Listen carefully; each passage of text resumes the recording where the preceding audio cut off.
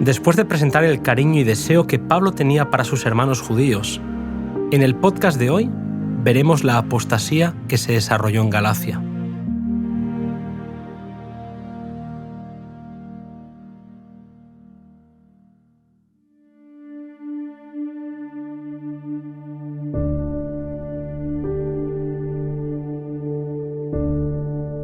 Pablo estaba profundamente preocupado por la influencia negativa que estaban teniendo sobre los creyentes de Galacia ciertos falsos maestros que mezclaban las verdades del Evangelio con las tradiciones judías. Haciendo caso omiso de la decisión del Concilio General de Jerusalén, instaban a los conversos gentiles a observar la ley ceremonial. La situación era crítica, y el corazón de Pablo se sintió herido al ver la situación de aquellos a los que había enseñado fielmente los principios del Evangelio. Su carta es una exposición de las falsas enseñanzas y una reprensión para los maestros engañadores. Con tono solemne escribió: «Estoy maravillado de que tan pronto os hayáis traspasado del que os llamó de la gracia de Cristo a otro evangelio. No es que haya otro evangelio, sino que hay algunos que os inquietan y quieren pervertir el evangelio de Cristo. Mas si aún nosotros o un ángel del cielo os anunciara un evangelio diferente, que sea anatema».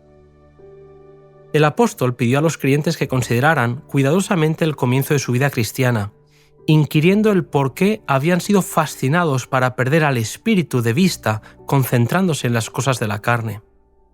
Confiando en el poder de Dios para salvar y rehusando reconocer las doctrinas de los maestros apóstatas, el apóstol se esforzó por inducir a los conversos a ver que habían sido groseramente engañados, pero que retornando a su fe anterior en el Evangelio, podrían, sin embargo, frustrar el propósito de Satanás.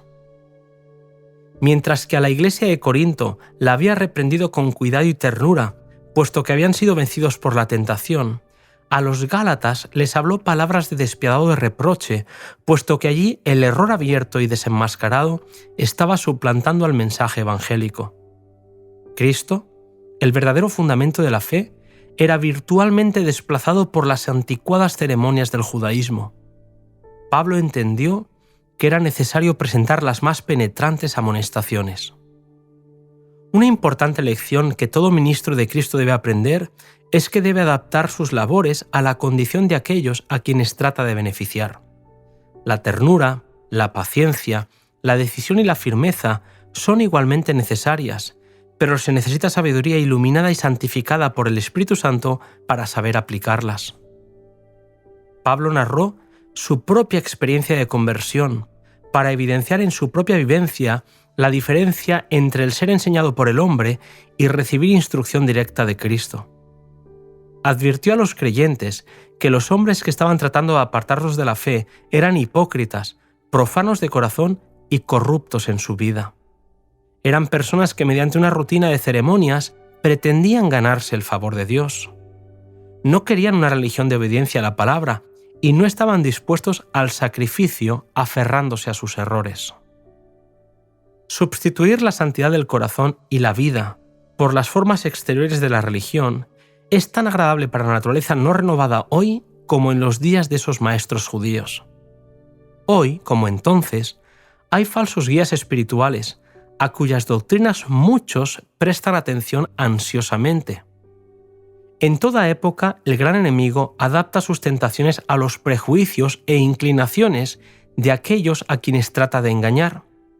En los tiempos apostólicos, inducía a los judíos a exaltar la ley ceremonial y a rechazar a Cristo. Actualmente, induce a muchos profesos cristianos, con el pretexto de honrar a Cristo, a menospreciar la ley moral y a enseñar que sus preceptos pueden ser transgredidos impunemente. Es el deber de todo siervo de Dios resistir firmemente a estos pervertidores de la fe y por la palabra de verdad exponer claramente sus errores. Pablo defendió que su credencial apostólica le había sido otorgada directamente por el cielo y que sus enemigos no estaban luchando contra él, sino contra Cristo, cuya gracia y poder se manifestaban por medio de Pablo. Rogó a sus hermanos que volvieran a su primer amor por la verdad evangélica. Las fervientes palabras de ruego del apóstol no fueron estériles. El Espíritu Santo obró con poder y muchos cuyos pies habían sido descarriados por caminos extraños volvieron a su primera fe en el Evangelio.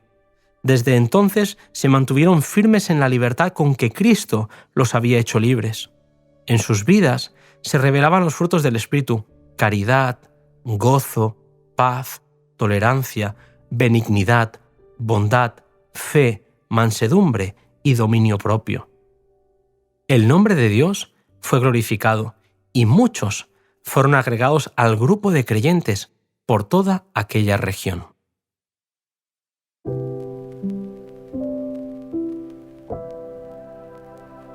Como hemos podido ver, el gran peligro que amenazó a la iglesia de Galacia se convirtió, por la gracia de Dios, en una carta que ha acompañado a los cristianos a lo largo de los siglos.